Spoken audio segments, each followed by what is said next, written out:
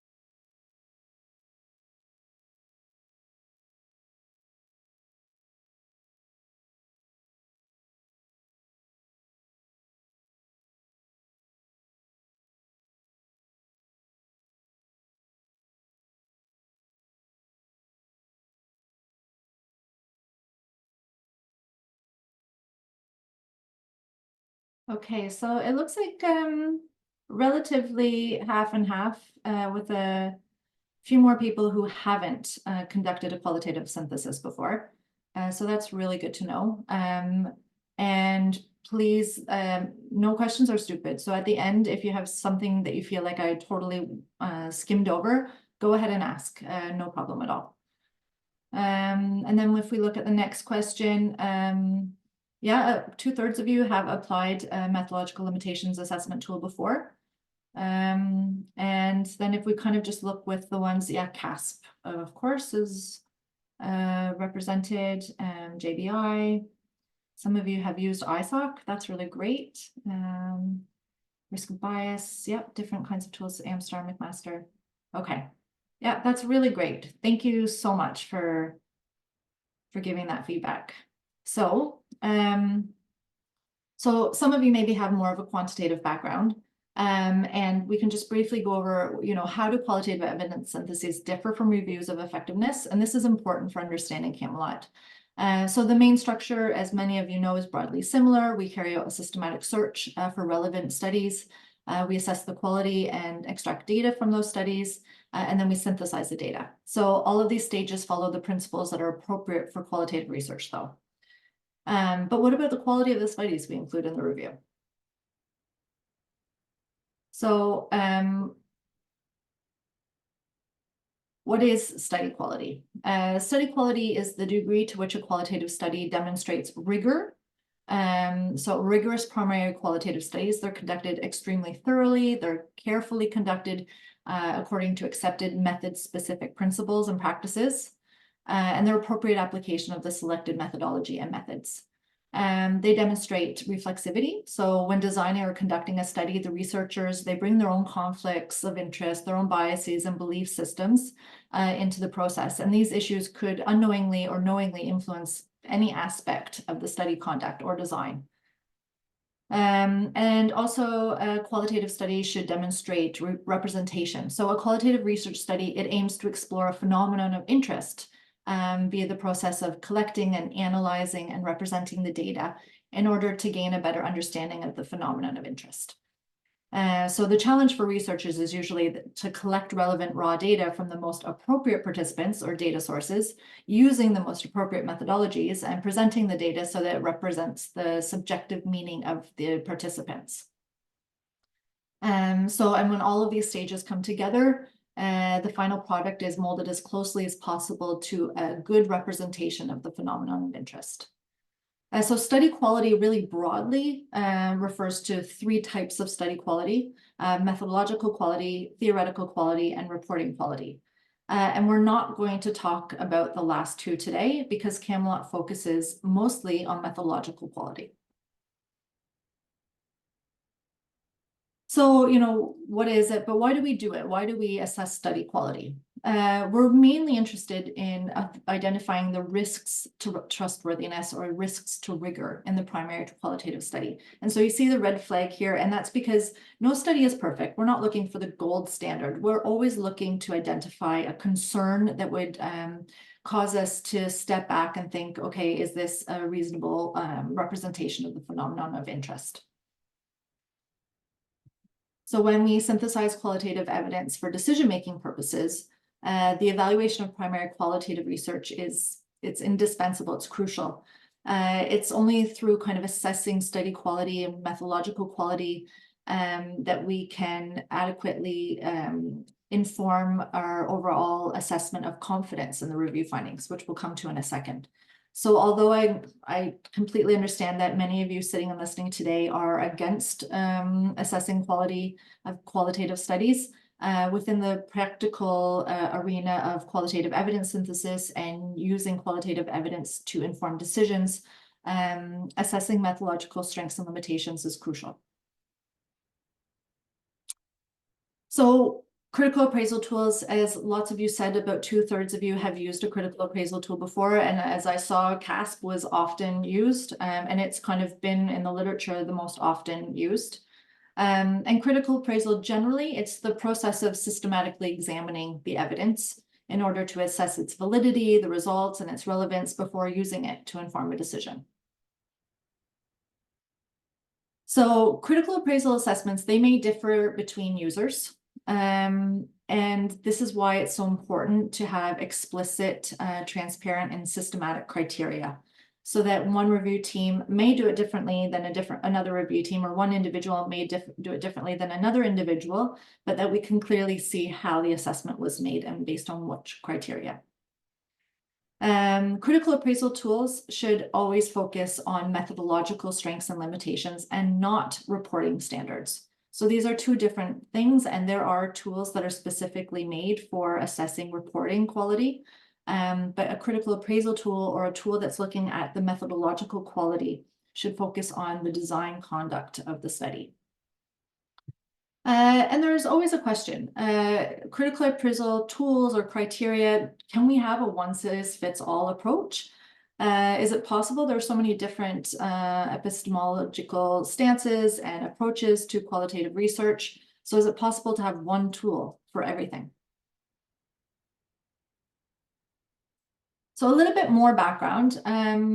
Many of you probably, if not, have used GRADE-CERQual, although I saw some have used ISOC, or at least familiar with GRADE-CERQual. So how does GRADE-CERQual and critical appraisal fit together? It's mostly the same as we were talking about already, but as I said, it's within the context of qualitative evidence synthesis.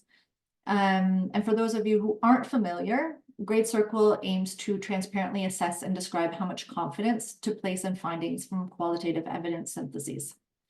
So CERQual is part of a range of approaches for assessing confidence as part of the GRADE working group. And it's a really key tool for facilitating the use of qualitative evidence in decision-making processes. And so kind of taking one step back, what do we mean by confidence in the evidence? I've used that term a few times now. Confidence in the evidence is the extent to which a review finding, so a finding from a qualitative evidence synthesis, is a reasonable representation of the phenomenon of interest. So, for example, the phenomenon of interest is unlikely to be substantially different from the research finding. And GRADE-CERQual is applied to individual synthesis findings. So in the context of a qualitative evidence synthesis, then one finding is an analytical output that describes a phenomenon or an aspect of a phenomenon. And they can be presented as themes or categories or theories, as more descriptive or more interpretive findings. Thus far, GRADE-CERQual has mostly been applied to more descriptive findings, and that's because they're often used in decision-making processes, so it's less likely to be theoretical.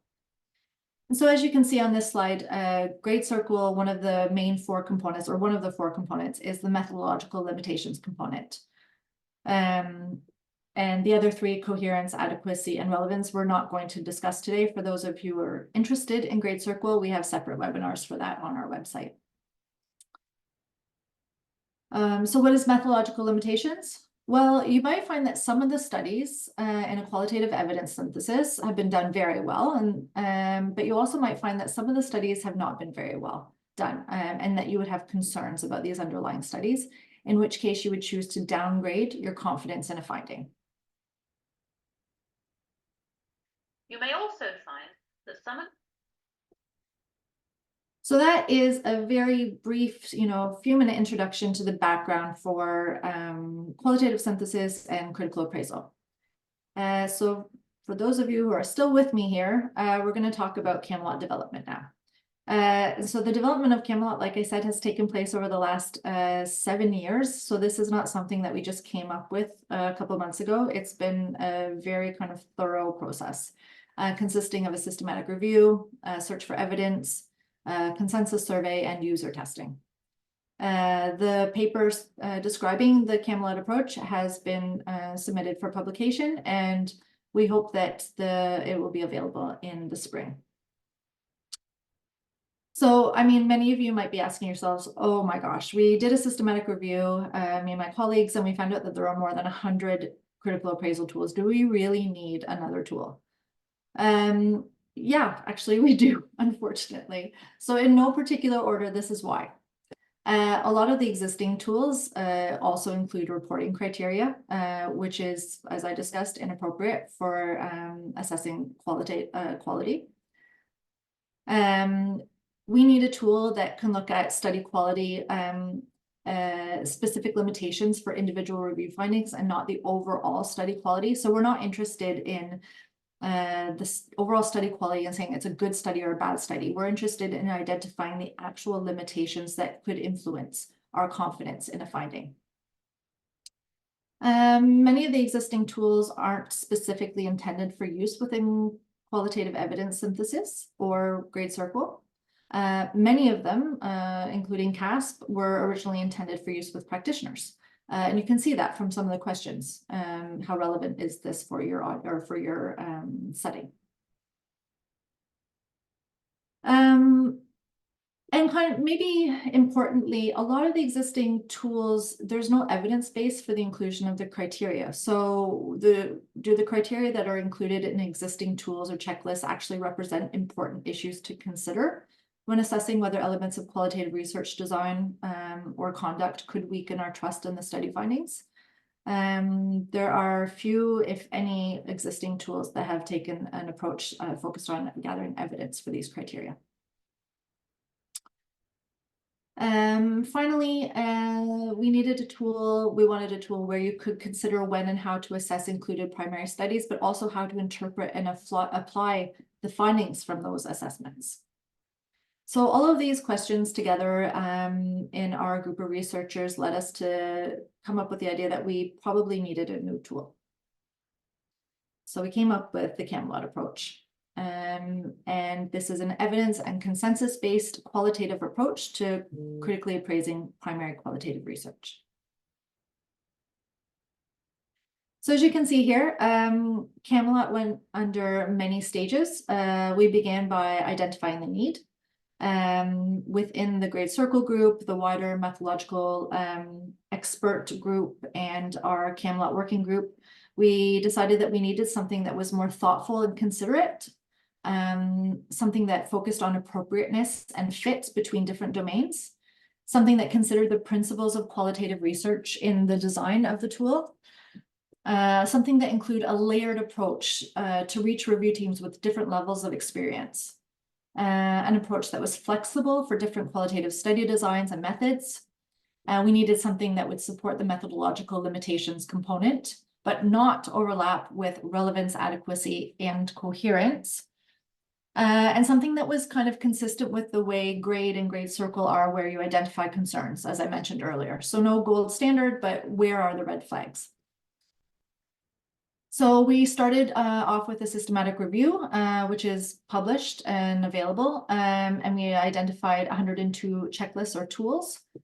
We did a framework synthesis using CASP as the framework. And that became expanded to eventually have 22 criteria that we identified in the existing tools. Of the existing tools, none of them met our needs. And we presented findings from the systematic review at many different conferences and workshops to get people's feedback on the criteria that we identified. And then using that feedback, we came up with a list of 17 criteria that we wanted to explore in more detail. So we established a working group. In this working group, we divided up those criteria and we searched for evidence. And by evidence in this context, we meant empirical evidence or anecdotal evidence or theoretical evidence for why each criteria could influence the trustworthiness of a study and the findings. And the results of that are actually available on a PBWorks website, which is publicly available. And we posted the results of each search and our conclusions for each search as we went on, and you can access that at any time if you want to. So the result of that was then 12 domains. And we went from the word criteria to domains because criteria seemed like a checklist kind of thing, and we wanted to have the idea of looking at different aspects of research. So those 12 domains were the starting point for a consensus survey, where we invited 93 methodological experts and 33 end users, so people who read systematic reviews or use the findings from a qualitative evidence synthesis. This was done using Delphi method, online Delphi method, where we had 2 rounds online to look at the definitions of the included domains and the definitions of the domains. And we had between 37 to 42 responses for each question. And then we had a final consensus webinar, which was attended by about 29 or 30 participants, where we finalized both the number of domains, the type of domains, and the definitions for each domain. And finally, which is still ongoing actually, is that we finalized the actual CAMELOT approach with the domains and how to conduct it, CAMELOT. And we've user tested it. So far we've done 6 user tests. We have 10 ongoing user tests that are unmoderated at the moment. And that means that I'm not actually going through it with people, but people are doing it and then sending me their feedback. And if you would like to, there will be an opportunity at the end to sign up for that.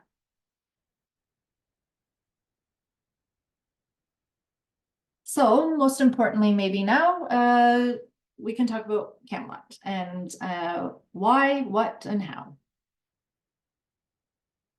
So what you see on the screen in front of you is CAMELOT. Keep in mind that this is a super beta version. It's been a lot of work to get here, but it hasn't been used in any qualitative synthesis yet. It's been piloted on a number of primary qualitative studies. So this diagram might not mean anything to you at the moment, but I'm just going to walk you through it very quickly. CAMELOT consists of 12 domains. 4 of these domains, the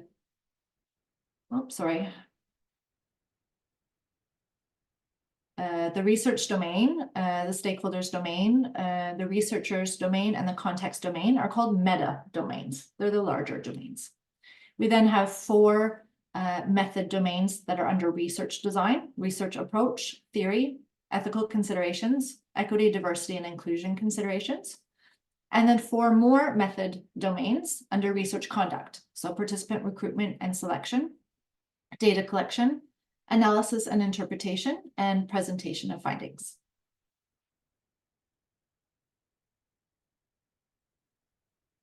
I've already said it, but just importantly, why should we use CAMELOT? CAMELOT is evidence-based. We conducted a lot of work to make sure that the domains included are actually important for assessing the trustworthiness of a study. It's consensus-based with a wide range of people at different stages, geographically and different backgrounds, and different methodologies as well. It incorporates a qualitative approach to assessing methodological strengths and limitations of qualitative research. So there's no adding up numbers, there's no checking off boxes. We're looking at appropriateness and a focus on fit between domains. And that'll become a little bit more clear in a moment. And finally, it was specifically intended for qualitative evidence synthesis and GRADE-CERQual. And so right here, I just want to note that even though it's intended for qualitative synthesis and GRADE-CERQual, it can obviously be used on any primary study. So if you enjoy assessing the methodological limitations of primary studies in the evenings, you don't need to include them in a qualitative synthesis. You could just do this on any qualitative primary study. So how do we use CAMELOT? This is going to be a broad overview, and then I'll go into each step with more detail. So first, we extract or we code data for each of the 12 domains. So already you can see that we're into a qualitative approach. So this could be part of your data extraction process. Incorporate this into any data extraction form, just in putting in the additional domains from CAMELOT. Some of them, as you'll have seen earlier, like the research aim and question, those are already extracted in your data extraction form. But we're extracting and coding data for each of the 12 domains. For each of the 12 domains, we're also indicating any concerns that we have regarding that domain. So were there problems in the conduct? Was there something missing? Was something done inappropriately? The third step is to assess the fit between method domains and meta domains. So if you can remember, but I'll show you again, the picture of the, you're looking at the fit between these method domains in the green box and the meta domains, research aim and question, stakeholders, researchers, and context.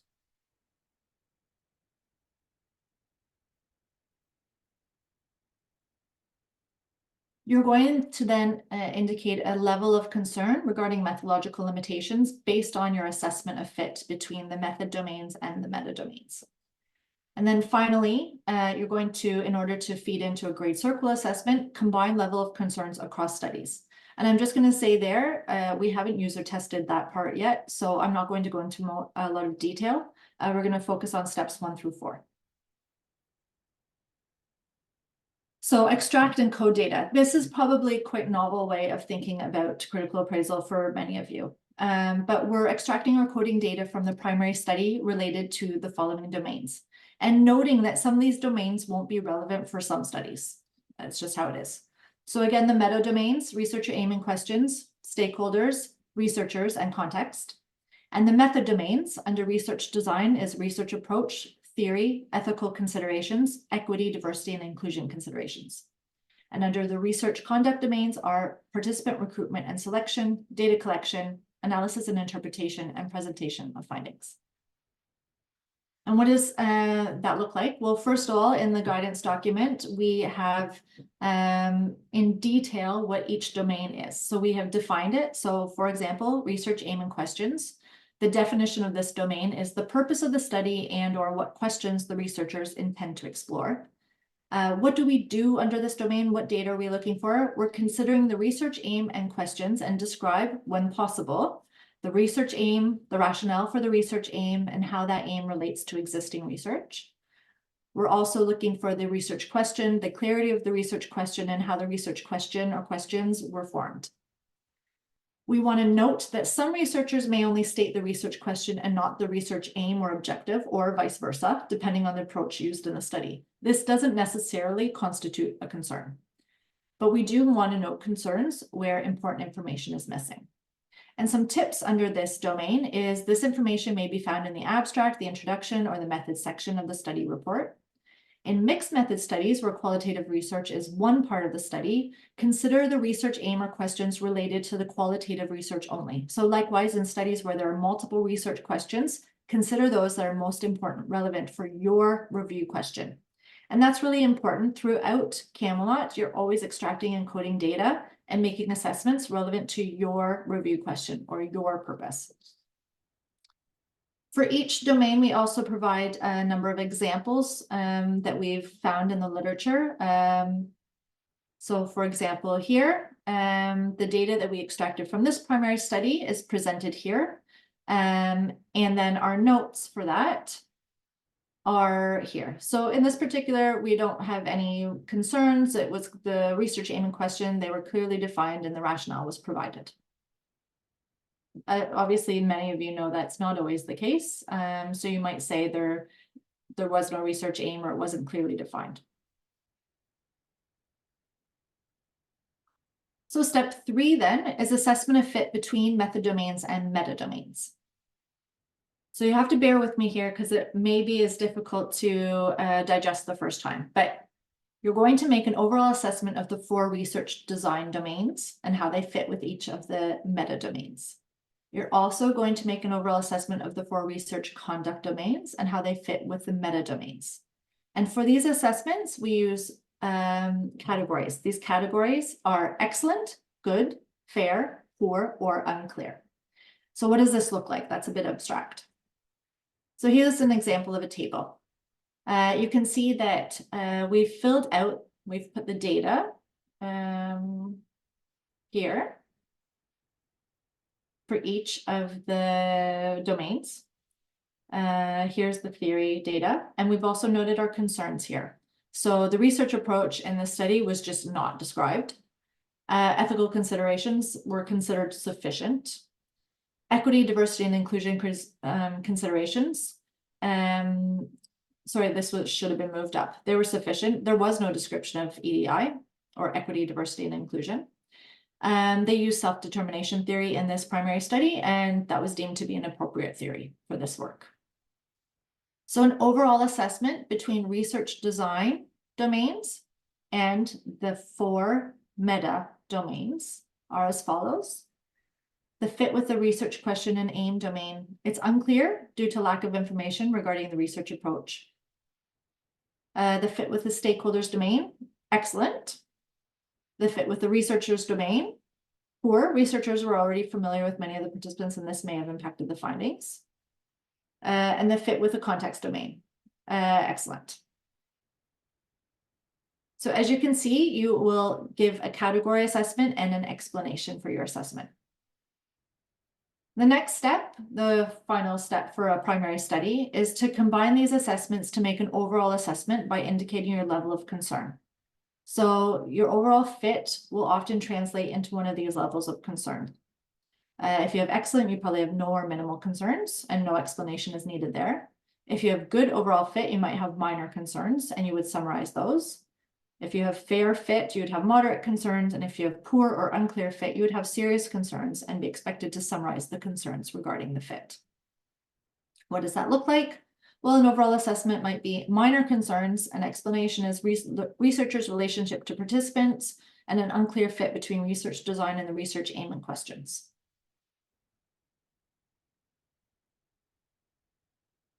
As I said, step 5 is still being piloted, so I'm not going to go into any details there, but you can imagine that you combine your assessments of concerns across studies. And what you see here is an overall picture of the CAMELOT primary study table. And just one more time, you have your meta-domains here. You have the 4 meta-domains and the data extracted related to them, and your notes, including concerns such as problems or missing information. You also have your method domains. Those are 8 domains divided into 2 groups. You have the research design domains.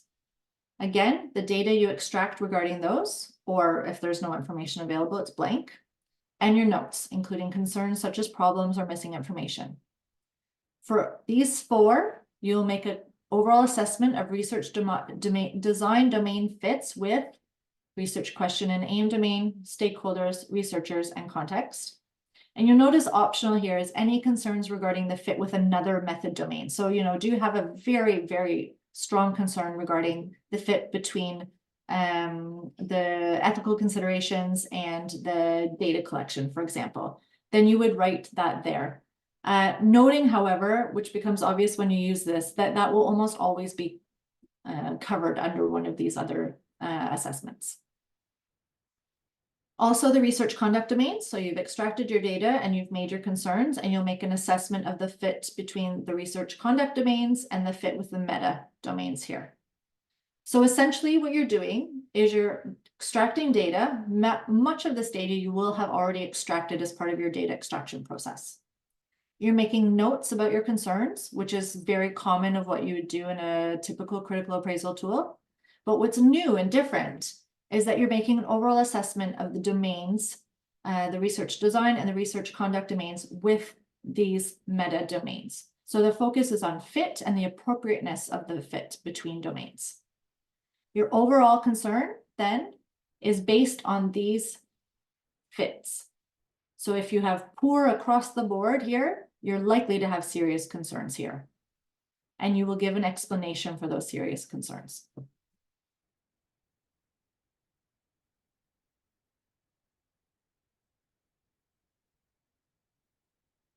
We're going to open up for questions in a second, but I'd like to just do another really short survey just to have an idea of where we are here.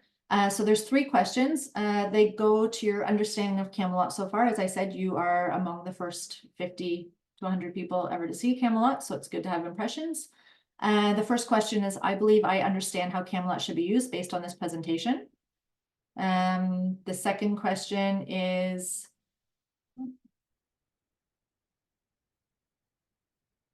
not coming up, but you'll see it on your survey. So I'll give you just a minute to go into the QR code here. 5 is strongly agree, 5 stars. 1 is strongly disagree.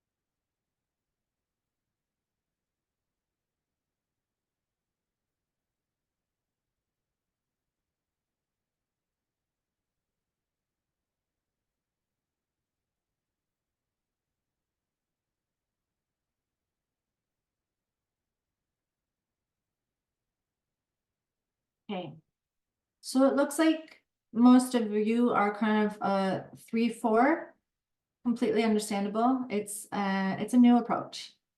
Let's look at the next question. CAMELOT seems like a useful tool. Well, that's promising. I'm glad many of you think it seems useful, so that's great. And for those who don't, I'd love to hear your feedback in the questions round, please. And then looking at CAMELOT seems easy to use. A lot of you are in the middle here. Also understandable, brand new approach. And then finally, yeah, I don't have to show everybody's names there. Okay. So we can open up for questions now. I hope I didn't go too much over time.